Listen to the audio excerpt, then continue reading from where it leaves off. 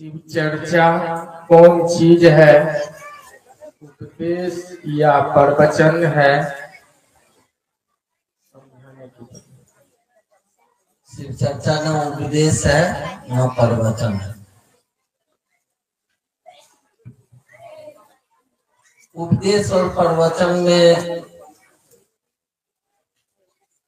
थोड़ा सा अंतर। प्रवचन का मानी है कि किसी से आप लिए हैं और किसी को आप दे रहे हैं, ये प्रवचन है। जैसे किताबों को आप पढ़ लिए, उससे कुछ जानकारी लिए और लोगों के बीच में आप दे रहे हैं, ये प्रवचन होता है।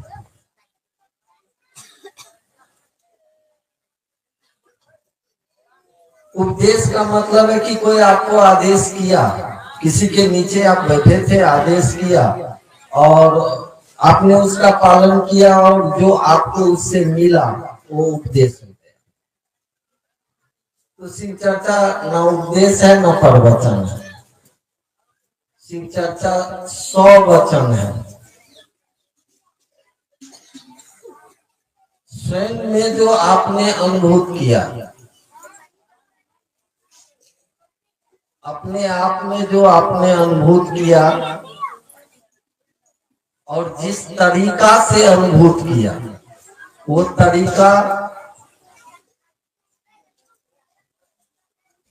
और आप जो अनुभूत किए हैं उस चीज को लोगों के बीच में रख रहे हैं, वो आपका अपना है। आप किसी से उधार में नहीं लिए, आप स्वयं में आपको अनुभव हुआ है। जैसे 22 साल पहले मैंने महादेव को गुरु माना और इस 22 साल में जो हमने अनुभव किया,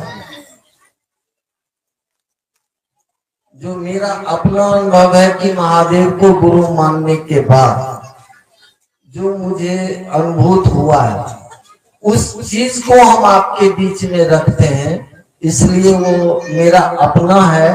100 वचन है, ना प्रवचन है ना ही उपदेश है।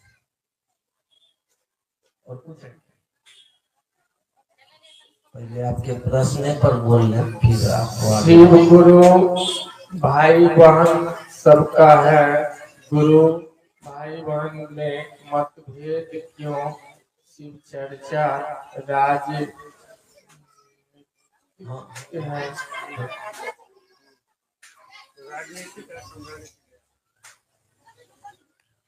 शिव चर्चा कभी राजनीति हो ही नहीं सकती, इसलिए कि राजनीति को 2 भाग में बांट दीजिए, राज और नीति। राज मतलब छुपा हुआ, नीति मतलब विषय। जो चीज छुपा करके और आप लोगों के बीच में अपने आप का फैलाव कर रहे हैं, वो राजनीति हो जाए। शिव चर्चा में आपको छुपा नहीं सकते, इसलिए ये राजनीति नहीं हो सकता। रहा मतभेद और मनभेद की बात है, देखो यार, मतभेद तब तक रहेगा या मनभेद तब तक रहेगा जब तक आपके मन में शिव प्रतिस्थापित नहीं हो रहे हैं, तब तक ये मतभेद और मनभेद रहेगा। जैसे जैसे व्यक्ति के मन में शिव की स्थापना, प्रतिस्थापना शुरू हो जाएगी, ये खत्म हो जाएगा। अभी आप जुड़े कहाँ? जैसे आप देखिएगा धीरे धीरे आपके अंदर से ये चीज खत्म हो रहा है। कोई किसी से ये नहीं पूछे होंगे कि दीदी तो कौन जाए छो, तोरा बगल में हम नहीं बैठो, नहीं पूछा होगा। ये भी नहीं पूछा होगा कि आप क्या खा के आए हैं। देखिए खान पान का जो भेद होता था, या जो आयोजक हैं धरती पर किस जात से हैं, शिव चर्चा में आए हुए लोगों को कोई मानी मतलब नहीं है, और वो बड़ी प्रेम से पानी पिला रहे हैं और लोग पानी पी रहे हैं। आज से 50 साल पीछे चले जाइए, इतना भेद था, इतना भेद था कि कोई किसी के हाथ का जल्दी पानी पीना नहीं पसंद करता। ये जाति का, ये वर्ण का, ये खान पान का, ये तेरा मेरा का, ये मान सम्मान का।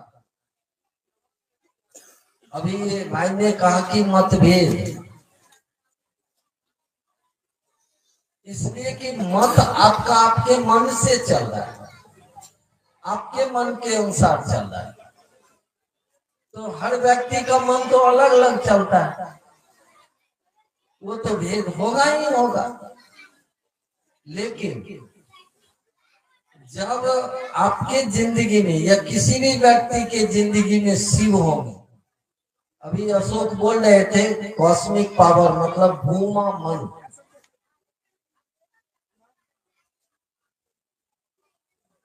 वह मन तो पूरी सृष्टि में फैला हुआ है। जैसे हमारा आपका मन उस मन से टकराएगा, उस मन से मिलना शुरू करेगा, तो दुनिया में जितना भी व्यक्ति हो मन तो एक ही जैसा होना शुरू हो जाएगा।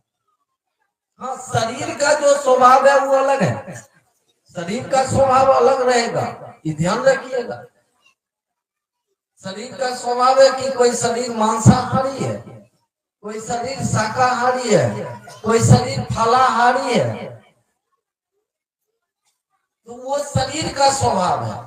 लेकिन हमारा आपका मन का स्वभाव तो पूरे इस जगत को तितर बितर कर दिया। हम आप खुद टुकड़े टुकड़े में बटे हुए हैं, लेकिन जैसे जैसे हमारे आपके मन में वो शिव की स्थापना हो जाए, शिव प्रति स्थापित होना शुरू हो जाएगा, हमारा आपका मत एक दूसरे से मिलना शुरू हो जाएगा। और ये तो सूत्र तो हमारा आपका प्रारंभिक दौर है, ये हमारा इनिशियल पॉइंट है, जिसको दीक्षा कहा जाता है। दीक्षा शब्द की अंग्रेजी होती है इनिशिएशन, दीक्षित होना। ये सूत्र क्या करता है, हमारे आपके मन में शिव के लिए जगह बनाता है, शिव की शुरुआत करता है वो। ये सूत्र का और कोई खास काम नहीं। और इस सूत्र में भी अब मैं अपने विषय पर आता हूं,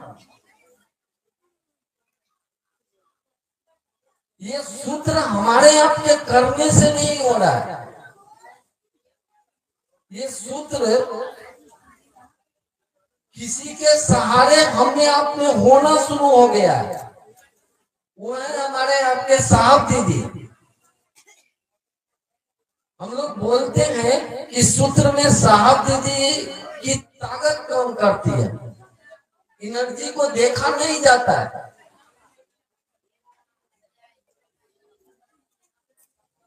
लेकिन एनर्जी काम तो करती है ना। ये भैया उधर क्या गोलियां कर रहा है शिव चर्चा में?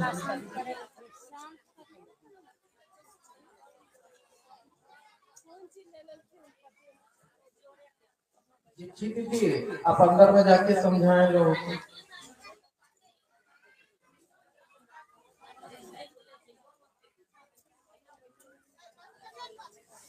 यार तुम ही लोग जाके भाषण कुछ कर लिए ना, जिंदगी ही भाषण बन गई है।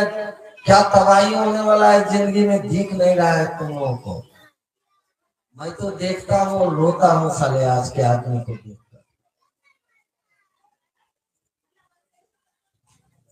तो वो साहब दीदी की जो ताकत तो सूत्रों के सहारे है ना, वो एक संप्रेषण है जो दिखता नहीं है हमको, लेकिन होता रहता है। अभी कल मैं ऐसे ही फेसबुक देख रहा था, उस पर साले शिव चर्चा करने वाले भी क्या बोले, मैं गाली बकना शुरू करूंगा। ये जाते हैं अभी भी सार्वजनिक साधु के पास, और उसके पास गया है तो उसने कह दिया मेरे नाम की घोषणा हुई, वो बोल दिया सैटेलाइट से भेजा था उसमें। मैं तो गाली बकूंगा, वैसे लोगों को ये हाल खराब करूंगा, जिस दिन मैं शरीर से जाऊंगा उस दिन मैं उसका हिसाब करूंगा। वैसे लोगों का हिसाब तो मैं करूंगा ही करूंगा। मेरे सिर से अलग करने की तूने कोशिश की है, तेरा तो हिसाब हम 2 सेकंड नहीं लगेगा कर दे।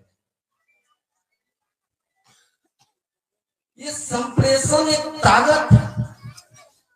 इस 3 सूत्र में साहब का पूरा संप्रेषण है कि जो इसको होने की प्रक्रिया में आ जाएगा ना, तो उसमें साहब दीदी का ताकत कम करना शुरू कर दे। वो दिखता नहीं है, काम होता रहता है। शक्ति दिखने की चीज है, जगत की शक्तियां दिखेंगी। जैसे आपके पास मान सम्मान की शक्ति है तो दिख जाएगी, आपके पास रुपया पैसा का शक्ति है तो वो भी दिख जाएगा। लेकिन शिव से जो शक्ति चलती है, भले शिव से ही चल के वो शक्ति आज पूरी दुनिया में फैली हुई है, पूरा दुनिया बना हुआ है, लेकिन जब वो स्थूल रूप लेती है तो दिखेगी, लेकिन वो सूक्ष्म रूप रहती है तो वो दिखती नहीं। अब उसी की शक्तियां हमको आपको दिखती हैं। हवा, हवा तो हम सांस में ले रहे हैं, छोड़ भी रहे हैं, दिख रही है क्या? उसी की शक्तियां। हवा मिलना बंद हो जाए, सबका राम नाम सत्य है, सबका मतलब उसमें गरीब भी मरेंगे साले। ठीक उसी तरह से साहब की जो शक्ति सूत्रों में जो काम, 3 सूत्रों में जो काम कर रही है ना, वो संप्रेषण है। अगर वो हम आप उस सूत्र का सहारा लेते हैं, वो सूत्र में जो संप्रेषण है, जो साहब दीदी की ताकत कम कर रही है, वो क्रियाशील हो जाता है हमारे आपके अंदर। जैसे 1-2 उदाहरण मैं दे देता हूं, आप समझ जाइए। कछुआ कितना आदमी देखे हैं? जरा हाथ उठाइएगा तो कछुआ जो देखे होंगे, देखे हैं बहुत लोग, देहात है देखे हैं।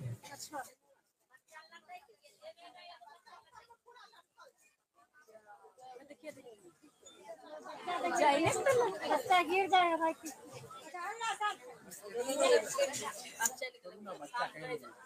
एक बार शिव चर्चा मेरे माथा के ऊपर में सांप लटक गया। सही घटना है। मेघोल में छप्पर वाला घर था, बरामदा था, उसी में चर्चा में बैठे हुए थे, तो मेरे ऊपर में अक्सर सांप लटक गया। तो मंच उद्घोषण देख लिया, उतर के भाग गया, और जितना आगे में बैठे हुए लोग थे वो लोग भी भाग गए। तो हम समझ नहीं पाए कि काहे भाग गया। हम पूछे कि भैया क्या हुआ,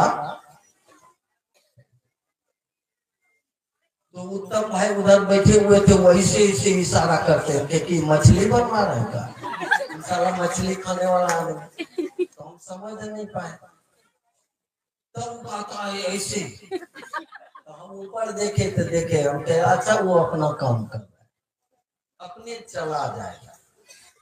तो जैसे हम इतना बोले कि अपने चला जाएगा, तो सपवा फिर वापस छप्पर को चला गया। तो कृष्ण भूषण पंडित थे मेघोल के, यहाँ गुरु भाई, वो बोल रहे हैं अरे हो सांपोस बतियाए छो कि कहलो हो चला जाएगा तो भाग गया। कि कुछ नहीं है, ये संप्रेषण है। ये विज्ञान को अगर आप समझिएगा, एक बार की एक घटना मैं साहब की सुनाता हूं। साहब और मंडल सर थे किसी शमशान में, साधना के लिए गए थे, तो कुछ लोग बोला ना आज उधर नहीं जाइएगा, एगो सांड है ना भारी मनबरू है, किसी को भी उठा के बजा देता है।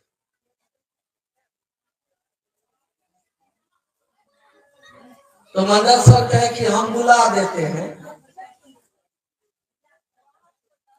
तो ऐसे ऐसे चुटकी बजा दिए, सड़वा चला आया नजदीक। साहब बोले हम इसको भगा देते हैं। वो एक बार चुटकी बजाए मंडल साहब 2 बार चुटकी बजा दिए, सब वापस चला गया। गजब का खेला है ये। सिर्फ शिष्यता में भी है संप्रेषण। चलिए हम कैसे समझा रहे थे, कहानियां डाइवर्ट हो गया, आप छत पर हमको टिका दिए। सारा बच्चा नहीं टिका कि हमरे मन टिक। मादा कछुआ जो अंडा देती है ना, उसको देखिएगा कि वो समंदर किनारे हो या नदी किनारे, वो अंडा देगी ना, तो एक जगह अंडा दिया और पीछे घूम के पांव से मिट्टी से या बालू से उसको ढक दिया। उसके बाद कछुआ वो कभी जाती ही नहीं है अंडा के पास। अब जाती कहाँ है सो सुनिए, अगर पोखरा में है तो, या नदी में है, या समंदर के किनारे, वो पानी में चली जाता है। और पानी में जाने के बाद वो पूरा तरंग पैदा करती है। एक बार ऊपर जाएगी नीचे जाएगी, ऊपर जाएगी नीचे जाएगी, पानी में तरंग पैदा करती है। और याद रखिएगा इस बात को कि उस तरंग, जो तरंग उसके ऊपर नीचे जाने से जो होता है ना, उस तरंग से एक निकलता है तरंग जो अंडे में जाता है, जबकि अंडा ढका हुआ रहता है। और एक दिन ऐसा आता है, अंडा में बच्चा तैयार होता है और अंतिम तरंग एक दिन उस अंडे को तोड़ देता है और बच्चा बाहर आता है। क्या विज्ञान है भैया, कि कभी अंडे के पास गई नहीं और बच्चा बन के तैयार हो गया मात्र तरंगों से। ठीक ये सूत्र जो है वो साहब दीदी का एक तरंग है।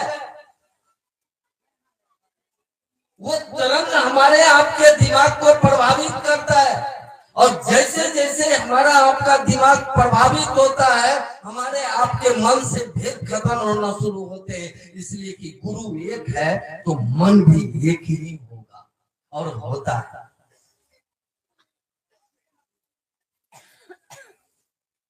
यहाँ अगर थोड़ा सा भी मतभेद है, ये समझिए कि वो सूत्र उससे हो ही नहीं रहा है, और या नहीं तो वो सूत्र करने के का जो प्रयास कहा गया था कि आप स्टार्टिंग में प्रयास करिए, ये प्रयास तक भी उसने नहीं की है, जिसके अंदर में इतना बड़ा भेद आ रहा है।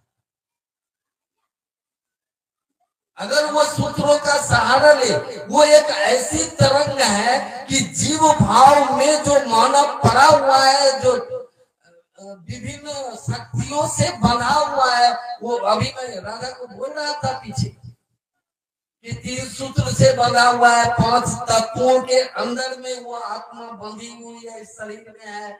3 बंधन है, रजोगुण, तमोगुण, सतोगुण, इससे बंधा हुआ है।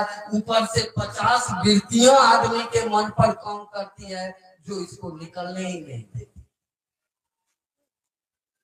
लेकिन ये एक ऐसा वेब है, एक ऐसी तरंग है, ये सूत्र में जो साहब दीदी का तरंग जो काम कर रहा है ना, वो क्या करता है, हमारे आपके मन पर जितने भी तरह के बंधन पड़े हुए हैं, इस सब बंधन को धीरे धीरे तोड़ने लगता है। आज मनारे टोल की स्थिति देख लीजिए ना, शिव चर्चा में मैं बोलना नहीं चाह रहा था, लेकिन बोले हमारा बिना पूछने चर्चा रख लो। हाँ, नहीं जाते हैं लोग, उसको बुझाई नहीं ना कि मेरे गुरु की बात है, उसको मेरा महादेव बुझाए तब ना। उसको तो मेरा बाप नहीं बुझा रहा है, साले को मेरी माँ नहीं बुझा रही है। वो तो जगत में बाप माँ को भी दुर्दशा कर रहा है, सोच रहा महादेव क्या बुझाएगा उसको।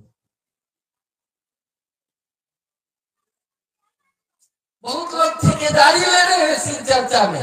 आयोजक महोदया बैठी हुई हैं, कोई आके बोला था ना 20,000 रुपया दीजिए तब शिव चर्चा होगा। साले क्या करूंगा मैं उसको, वैसे लोगों को।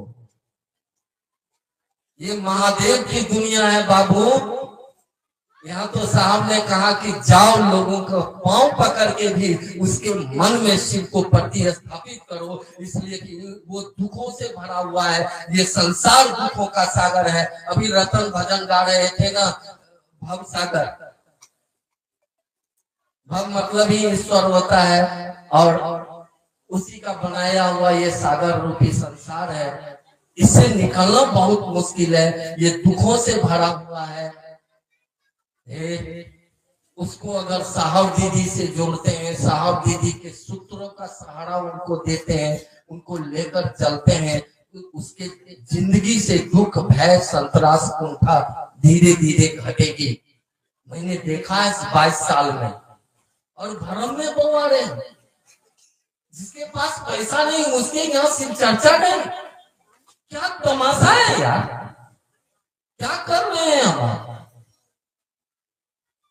पैसे वाले का महादेव है। अरे ससुरा वो तो ऐसा महादेव है जो 1 लोटा जल जिस पानी में नहाया आदमी उसी पानी से साला वो प्रसन्न होता है, वो महादेव है। और अब पैसे से महादेव को ये कर रहे हैं, पैसे से महादेव के लोगों की तुलना कर रहे हैं और उसको झकझोर रहे हैं। उसके जिंदगी में बाहर लानी थी और आप दुखों का सैलाब ला रहे हैं क्या? तमाशा बंद करिए बाबू, ये तमाशा नहीं चलेगा। ये हरिंद्र की दुनिया है। यहाँ साले कोई बाबा नहीं है, गरीब भी बाबा नहीं है। साला तो मैं तो अभी एक लगातार 1 महीना के कार्यक्रम में, हर जगह कार्यक्रम में मैं बोला हूँ मैं हरिंद्रानंद का कुत्ता हूँ और 18 साल कुत्ते की तरह हरिंद्रानंद का मुंह देखा हूँ कि मालिक का जो इशारा होगा वही करेंगे। जो मालिक का इशारा है, जो हरिंद्रानंद का इशारा है इस दुनिया में कि वो शिव लेकर आए हैं, लोगों को शिव देने के लिए आए हैं। शिव आएंगे तो उसके जिंदगी से दुख भय संतरास कुंठा घटेगी और वो शिव का होगा। वो शिव है लेकिन घोषित नहीं है, उसमें परिणाम नहीं है, वो आचरण नहीं है। और वो गुरु तो महा आचार्येंद्र है, उसके जिंदगी में शिव होंगे, उसकी दुनिया बदलेगी। यही कहा साहब ने कि जो तुमको मिला है हे जाओ लोगों के दिलों में दो। और ये बिल्कुल संप्रेषण है। लोग मुझे तबाह करते हैं, रात के 1 बजे में फोन कर, भैया हमरा इतना हो गया, रख नहीं यार देखते हैं। मैं बोल तो जरूर देता हूँ, रखो ना फोन, देखता हूँ। किससे कहूंगा? जो अपना होगा उसी से ना कहूंगा। मैं भी अपने से कहता हूँ सरकार थोड़ा सा दया कर दीजिए।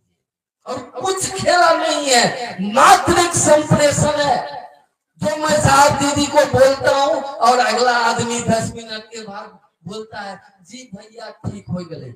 सिर्फ ये संप्रेषण का तरीका आप में हो जाए, ये सूत्र आप में एक दिन उतरेगी और वो सूत्र आपके अंदर में ऐसा कर देगा कि आप भी बैठे हुए भी महादेव का काम होना शुरू हो जाए। इसलिए कि आपके लोग दुखों से बाहर नहीं निकलेंगे। कैसे होगा? जब तक लोग खूब शिव चर्चा करेंगे, अगर दुख उनको सताए क्या करेंगे वो शिव चर्चा में? कैसे जाएंगे वो? उनके घर में धन समस्या रहेगा, कैसे जाएंगे वो? नहीं जा पाएंगे। साहब ने कहा इस सूत्र का सहारा तो लो। अरे कोई करोड़पति अरबपति बैठा हुआ है, आप भीख मंगा है, आप पर बहुत ज्यादा कर्ज है, कोई कह रहा है ठीक है इस पैसे का तो सहारा लो।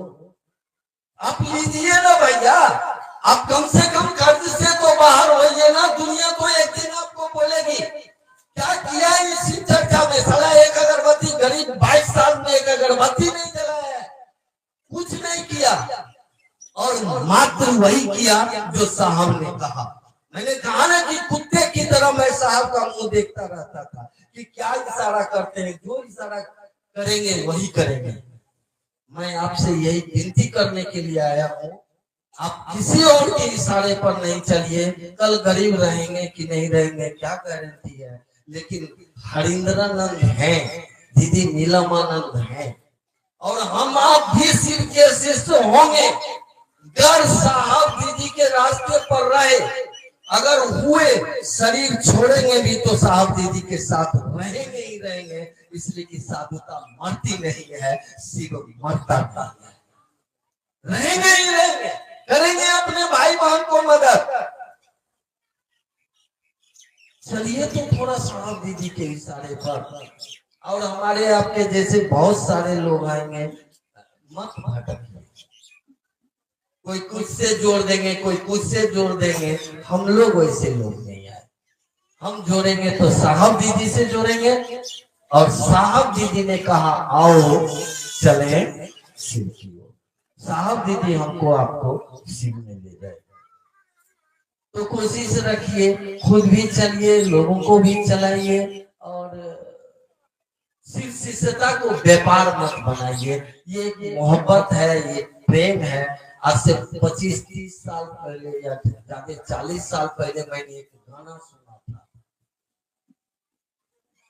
उन दिनों मैं मैट्रिक में पढ़ता था, उन दिनों एक सिनेमा आया था, उसका गाना था कि मोहब्बत और तिजारत हो गई है, और तिजारत ही मोहब्बत हो गई है।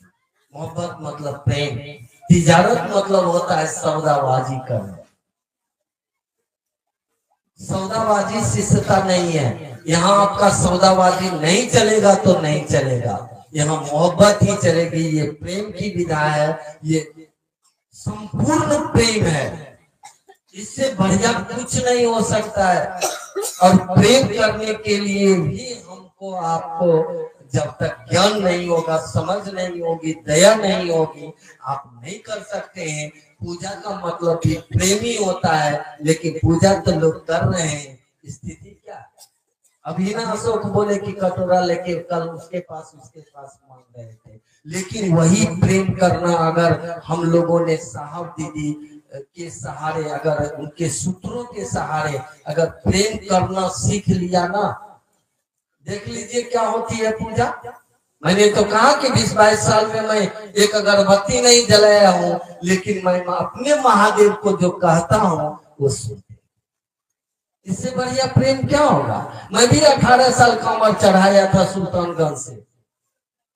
मुझे याद है शिव शिष्यता से पहले 2004 से पहले मैं 18 साल लगातार गया था कमर लेके, लेकिन ये प्रेम मुझे समझ में नहीं आ रहा था। शिव को गुरु मानने के बाद साहब दीदी की विधाओं के द्वारा या साहब दीदी के द्वारा जो संप्रेषण हमें आया, प्रेम की विधा सिखा दी और सारी चीजें बदल गई। हर चीज ही बदलता चला गया। शिव को गुरु मानने के बाद महादेव ने मुझे कुछ कामों को रोका था, मैं खाकपति हो गया। साले बहुत अपने आप को लाखपति समझते थे, खाकपति हो गए। ऐसा काम था, रोकता नहीं तो मैं इस दुनिया में शरीर में नहीं रहता, मारे जाते साले। मेरा धंधा ही खराब था और उसने रोक दिया, सड़क पर चले गए। आज वही महादेव करोड़ों में बना दिया, अब उस करोड़ से मुझे मतलब ही नहीं रहता। देखिए उन दिनों लाख में थे तो लाख से मतलब था, आज करोड़ में है तो करोड़ से कोई मतलब ही नहीं रह गया कि धरती की चीजों में कुछ नहीं। जितना देर है शरीर को खाना चाहिए, कपड़ा चाहिए, रहने के लिए जगह है, बस यही चाहिए, बाद में की चीज नहीं चाहिए। धीरे धीरे देखिए समाप्त हो गया। जब आपके अंदर में वो प्रेम पैदा होगा, जब परमात्मा के लिए प्रेम पैदा हो गया तो जान लीजिए वही परमात्मा हमारे आपके रूप में है। एको अहं बहुश्याम, वही एक से अनेक में बदला हुआ है। जैसे उसके प्रति प्रेम पैदा होगा, नीचे पहले होगा, आप नीचे भी आपका नजरिया वही होगा। मैं 2-3 चर्चा में बोल रहा हूँ, एक साहब दीदी का महादेव है, और वही हमारा आपका भी गुरु है, और काम उन्होंने शुरू किया है, तो हमारी आपकी नजर भी साहब दीदी की होनी, हमारी आपकी बोली भी साहब दीदी की होनी चाहिए। आपने देखा नहीं है, चलिए नहीं देखे हैं, लेकिन उनके दिए गए सूत्रों का अगर संप्रेषण हम में आप में होगा तो जान लीजिए कि सबसे पहला फीलिंग्स, सबसे पहला अनुभव हमको आपको साहब दीदी का होगा। और मेरे साथ हुआ था जब मैं पहली बार मिला था, और क्या पता साहब दीदी का क्या संप्रेषण था। जब मैं पहली बार साहब दीदी से पटना में मिला था तो मैं देख रहा हूँ साहब दीदी नहीं है, महादेव और भगवती बैठे हैं, एक तरफ नंदी है तो एक तरफ शेर है। देखिए वो हरिंद्र के संप्रेषण का खेला कि आपकी खुली आंखें क्या देख रही है। चलिए हम लोग चले साहब दीदी के साथ। कुछ चीज तो नंगी आंख भी देखेगी, कुछ चीज हमारी आपकी बंद आंखें भी देखेगी। आप देख लीजिएगा कि साहब दीदी का वो जो सूत्र है उसमें साहब दीदी की कितनी अच्छी ताकत, वो ताकत काम कर रही है जो जीव को शिव बनाती है। और सुन लीजिए, ये शिव की श्रेष्ठतम शक्तियां हैं, और जब उस श्रेष्ठतम शक्ति का प्रगटीकरण किसी व्यक्ति में हो जाता है वो शिव कहलाता है।